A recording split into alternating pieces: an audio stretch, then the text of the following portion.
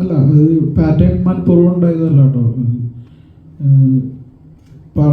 ഇപ്പം പറയുമ്പോൾ അങ്ങനത്തെ ഒരു പാറ്റേൺ ഉണ്ട്, വരുന്നുണ്ട്. അപ്പോൾ അങ്ങനെ നേരത്തെ ചിന്തിച്ചിട്ട് അങ്ങനെ പാറ്റേൺ പിടിച്ചതോ ഇനി ഈ കോംബോ തുടരണോ അങ്ങനെയൊന്നുമല്ല. എനിക്ക് ഇവരുമായിട്ട് വർക്ക് ചെയ്യാൻ ഇഷ്ടമാണ് എന്ന് കരുതി എല്ലാ പടങ്ങളും ഇവരുമായിട്ട് ചെയ്യുകയെന്നോ അങ്ങനെ ഒന്നും ചിന്തിച്ചിട്ടില്ല. നമ്മൾ പടം ചെയ്യുമ്പോൾ അത് എൻ്റർടൈനർ ആവുക, അത് ആൾക്കാർക്ക് ഇഷ്ടപ്പെടുക എന്ന് മാത്രമേ ചിന്തിക്കാറുള്ളൂ. അത് അതിൽ പ്രീവിയസ് വർക്കുകളായിട്ട് റിസംബ്ലൻസ് വരുമോ? ശരിയാണ്, എല്ലാ ഇതുകളും റിസംബ്ലൻസ് വരാതിരിക്കും. പ്രീവിയസ് വർക്ക് പോലെ ആയിരിക്കില്ല എന്തായാലും ഈ വർക്ക്. ഇതിന് അതിൻ്റേതായിട്ടുള്ള മെറിറ്റുകൾ ഉണ്ടാവും. അപ്പോൾ ഈ പാറ്റേൺ അങ്ങനെ വന്നു പോയതാണ്, നമ്മളങ്ങനെ ബോധപൂർവം അങ്ങനെ പിടിച്ചിട്ടുള്ളതല്ല.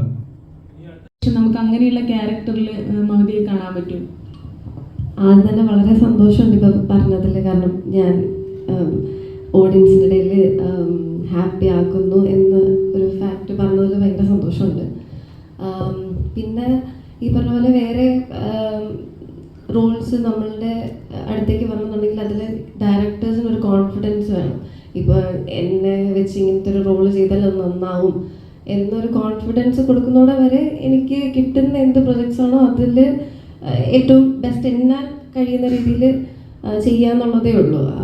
അപ്പം അങ്ങനെ നല്ല റോൾസ് വരാൻ വേണ്ടിയിട്ട് ഞാനും വെയിറ്റിംഗ് ആണ്. അപ്പോൾ അതിന് ഇനിയും പ്രൂവ് ചെയ്യണം എന്നുണ്ടെങ്കിൽ ഇനിയും പ്രൂവ് ചെയ്യണം. അങ്ങനെ ഈ ട്രെയിലർ ആണെങ്കിലും ട്രെൻഡിങ് ആയിരുന്നു. ഇപ്പോഴാണെങ്കിലും ഒരു 19ാമത്തെ ട്രെൻഡിങ് ആണ് യൂട്യൂബിൽ. അപ്പോൾ അതിലെല്ലാവരും പറഞ്ഞ കമൻ്റ് എന്ന് പറഞ്ഞാൽ നെസ്ലിനും മമതയും മെയിനായിട്ട് വരണം എന്ന് ഒരുപാട് ആഗ്രഹിച്ചതാണ് എന്നുള്ളത്. അപ്പോൾ ഇനി തുടർന്ന് അങ്ങോട്ട് നിങ്ങൾ എന്താ പറയുക, പഴയ ജോഡികളെയൊക്കെ പോലെ പണ്ട് ശോഭന ലാലേട്ടൻ അതൊക്കെ പോലെ നിങ്ങളിനി മുന്നോട്ടും അങ്ങനെ എല്ലാ സിനിമകളിലും നമുക്കിങ്ങനെ കാണാൻ പറ്റുമോ? അയ്യോ, അറിയില്ല. നിങ്ങൾ പടം കണ്ടിട്ട് എങ്ങനെയാണോ അതിൻ്റെ റെസ്പോൺസ് അതനുസരിച്ച് വരും. ഇപ്പം ഞാനും നസ്ലിൻ്റെയും എൻ്റെ നസ്ലിൻ്റെയും കോംബോ വളരെ ആഗ്രഹിച്ചതെന്ന് പറയുമ്പം ഇതുവരെ ഞങ്ങൾ അങ്ങനെ കോമ്പിനേഷൻ ചെയ്തിട്ടില്ല. നമ്മുടെ സൂപ്പർ ശർമ്മയിൽ ഞങ്ങൾ രണ്ട് ക്യാരക്ടേഴ്സായിട്ടായിരുന്നു, അങ്ങനെ കോംബോ ആയിട്ട് അങ്ങനെ വന്നിട്ടില്ല. എന്നിരുന്നാലും അങ്ങനത്തെ ഒരു കോംബോ എന്താ പറയുക, പ്രേക്ഷകർ അത് ആഗ്രഹിക്കുന്നുണ്ടെന്നൊക്കെ ഈ ട്രെയിലറും ഒക്കെ ഇറങ്ങുമ്പോഴാണ് നമുക്ക് മനസ്സിലായി വരുന്നത്. അതിൽ വളരെ സന്തോഷമുണ്ട്. ഇനിയിപ്പം പടം കണ്ടിട്ട് പറയാമോ? ആഗ്രഹമുണ്ട് എനിക്ക്. നമ്മൾ അതിനെക്കുറിച്ച് ചിന്തിച്ചിട്ടുണ്ട് സത്യം പറഞ്ഞാൽ. അപ്പോൾ അങ്ങനത്തെ ഒരു പ്രോജക്റ്റ് വരുമ്പോൾ അങ്ങനെ ചെയ്യാനും ഒക്കെ ഇഷ്ടമുണ്ട്. എനിക്ക് ശബ്ദമൊന്നുമില്ല അങ്ങനെ ചെയ്യണം, പെറ്റൊന്നും വെച്ചിട്ടില്ല അവരുടെ അടുത്ത്. അവരെ ഈ പറഞ്ഞല്ലേ, നമുക്ക് ഇഷ്ടപ്പെടുന്നതുകൊണ്ടാണ് അത് ചെയ്യുന്നത്, അല്ലാതെ വേറെ ഇതുകളൊന്നുമില്ല. ഇങ്ങനെ പറഞ്ഞ പോലെ എല്ലാ ആക്ടേഴ്സും നമുക്ക് ഓരോ ആക്ടേഴ്സിനും ഓരോ ട്രൈറ്റുകളും ഒക്കെയാണല്ലോ, നമുക്ക് അതെല്ലാം ഇഷ്ടമാണ്. അപ്പോൾ അതിനനുസരിച്ചുള്ളൊരു പ്രോജക്റ്റ് വരുമ്പോൾ എനിക്ക് ചെയ്യാൻ ഭയങ്കര താല്പര്യമാണ്. എനിക്കൊരിക്കലും അങ്ങനത്തെ ഒരു താല്പര്യക്കുറവോ ഒന്നുള്ള ഇതുകളല്ല. അത് വൈകാതെ തന്നെ വരുമെന്ന് തന്നെയാണ് നമ്മൾ പ്രതീക്ഷിക്കുന്നത്. തോന്നുന്നില്ല. കാരണം മമീദിൻ്റെ ഇപ്പോൾ ട്രെയിലറായിട്ട് റീസ്റ്റൈൽ ഇറങ്ങിക്കഴിഞ്ഞാൽ അതിൽ മമീദിൻ്റെ ഭാഗങ്ങൾ മാത്രം കട്ട് ചെയ്ത് ആൾക്കാർ ഉറക്കൊഴിഞ്ഞൊക്കെ എഡിറ്റ് ചെയ്ത് അങ്ങനെ ചെയ്യുന്നുണ്ട്. അപ്പം അതുകൊണ്ട് ഉത്തരവാദിത്വം കൂടുകയാണോ അതോ പേടി തോന്നുന്നുണ്ടോ, ഫാൻ ബേസ് കൂടുന്നുണ്ടോ? പേടി തോന്നുന്നില്ല.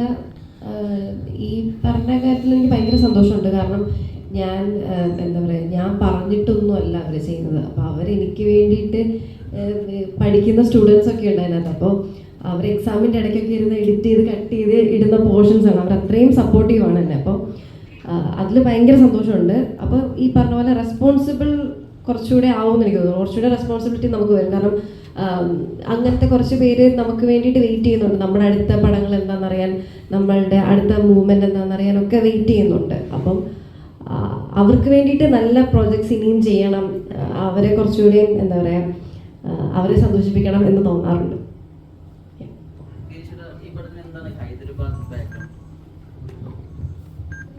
ആദ്യം ഹൈദരാബാദ് എന്നുള്ളൊരു ഐഡിയ ആയിരുന്നു വന്നായിരുന്നു. അത് എന്താണെന്ന് വെച്ച് കഴിഞ്ഞാൽ അത് സൂപ്പർ സെവനായിട്ട് ബന്ധപ്പെട്ട ഒരു ഇതാണ്. ഇതിൻ്റെ ഒരു തെലുഗു വെർഷൻ ഞങ്ങൾ ആലോചിച്ചായിരുന്നു, തെലുഗു റീമേക്ക്.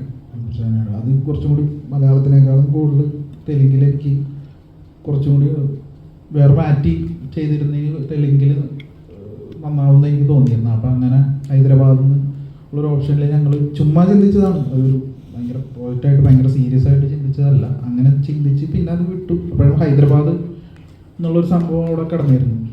പിന്നെ ഈ പറഞ്ഞ പോലെ ഹൈദരാബാദ് എനിക്ക് ഭയങ്കര, ഞാൻ അതിന് മുമ്പ് പോയിട്ടുണ്ടായിരുന്നില്ല.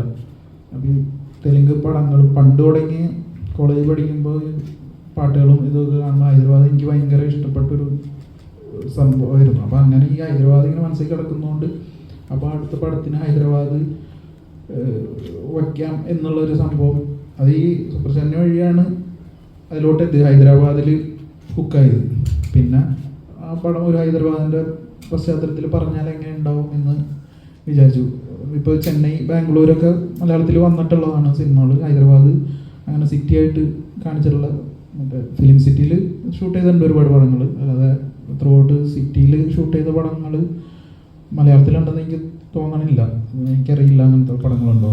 അപ്പോൾ അത് ഒരു ഫ്രഷ് പശ്ചാത്തലമായിരിക്കും എന്ന് വിചാരിച്ചിട്ട് ആണ് അങ്ങനെ ഹൈദരാബാദിൽ സെറ്റ് ചെയ്യാന്നുള്ള തീരുമാനം ഉണ്ടാകും.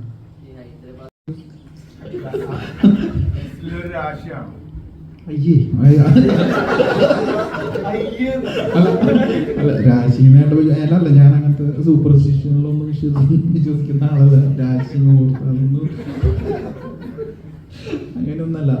അവൻ ഭയങ്കര കംഫർട്ടബിൾ, നല്ല നടനാണെന്ന് അല്ല, നല്ല നടനാണ് അവൻ പ്രൂവ് ചെയ്തിട്ടുള്ളത്. അവൻ ഇപ്പോൾ എനിക്കിപ്പോൾ അടുത്ത പടത്തിൽ നസലിനെ അഭിനയിക്കാം എന്നുള്ളത് അതൊരു പ്രശ്നമായിട്ട് എനിക്ക് ഫീൽ ചെയ്തിട്ടില്ല.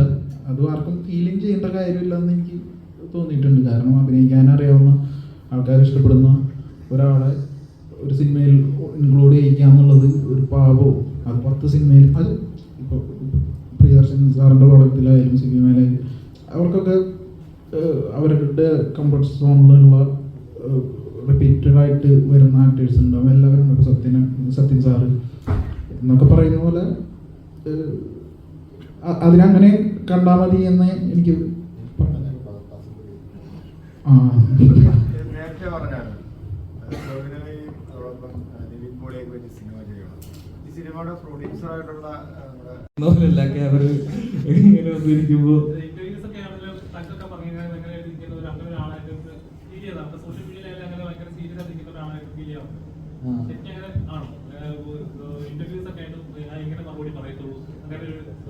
അല്ല, ഇതിപ്പോ പടത്തിൽ അത് ചെയ്യുന്നത് ആ ക്യാരക്ടർ അങ്ങനെ ആയതുകൊണ്ടാണ്, ആ സിറ്റുവേഷനിൽ അങ്ങനെ ബിഹേവ് ചെയ്യുന്നത്. ഇപ്പൊ ഗിരീഷ് ചേട്ടന്റെ പടങ്ങളിലാണെങ്കിലും ഇപ്പൊ ഈ സിനിമയിലാണെങ്കിലും ആ ക്യാരക്ടറാണ് അത് അവിടെ ബിഹേവ് ചെയ്യുന്നത്. അപ്പം ഞാൻ റിയൽ ലൈഫിൽ ഇങ്ങനെ സത്യം പറഞ്ഞു കഴിഞ്ഞാൽ പേടിച്ചിരിക്കുകയാണ്. ഇങ്ങനെയാണ് പൊതുവെ. ഗിരീഷേട്ട ഇപ്പോൾ വർഷ സംഭവിച്ചിട്ടുള്ള ഒരു കാര്യത്തിൽ നിന്ന് വന്നതാണ്. അതന്ന് നമ്മുടെ മനസ്സിലിങ്ങനെ കിടക്കും. അത് കഴിഞ്ഞ് അത് എഴുതുമ്പോൾ അത് അങ്ങനെ വന്നു പോയി. ഈ പ്രേമം അന്ധന്മാർ മാത്രമല്ല മണ്ടന്മാരാക്കെന്ന് പറയുന്ന ഡയലോഗും റിയൽ ലൈഫ് ഇൻസ്പയർഡ് ആണ്? അല്ല അത് എഴുതിയപ്പോൾ വന്നതാണ്.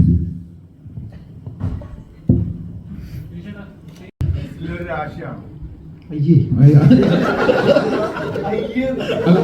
അല്ല രാശിയുമായിട്ട് അല്ല, ഞാൻ അങ്ങനത്തെ സൂപ്പർസ്റ്റിഷനിലൊന്നും വിശ്വസിക്കുന്ന ആളല്ല. രാശി അതൊന്നും അങ്ങനെയൊന്നല്ല. അവൻ ഭയങ്കര കംഫർട്ടബിൾ, നല്ല നടനാണെന്ന് അല്ല, നല്ല നടനാണ് അവൻ പ്രൂവ് ചെയ്തിട്ടുള്ളത്. അവൻ ഇപ്പോൾ എനിക്കിപ്പോൾ അടുത്ത പടത്തിൽ നസലിനെ അഭിനയിക്കാം എന്നുള്ളത് അതൊരു പ്രശ്നമായിട്ട് എനിക്ക് ഫീൽ ചെയ്തിട്ടില്ല. അത് ആർക്കും ഫീലിംഗ് ചെയ്യേണ്ട കാര്യമില്ലെന്ന് എനിക്ക് തോന്നിയിട്ടുണ്ട്. കാരണം അഭിനയിക്കാൻ അറിയാവുന്ന, ആൾക്കാർ ഇഷ്ടപ്പെടുന്ന ഒരാളെ ഒരു സിനിമയിൽ ഇൻക്ലൂഡ് ചെയ്യിക്കുക എന്നുള്ളത് ഒരു പാവോ, അത് 10 സിനിമയിൽ, അത് ഇപ്പോൾ പ്രിയദർശൻ സാറിൻ്റെ പടത്തിലായാലും സിനിമയിലായാലും അവർക്കൊക്കെ അവരുടെ കംഫർട്ട് സോണിലുള്ള റിപ്പീറ്റഡ് ആയിട്ട് വരുന്ന ആക്ടേഴ്സ് ഉണ്ടാവും. എല്ലാവരും ഇപ്പോൾ സത്യൻ സാറ് എന്നൊക്കെ പറയുന്ന പോലെ അതിനങ്ങനെ കണ്ടാൽ മതി എന്ന് എനിക്ക്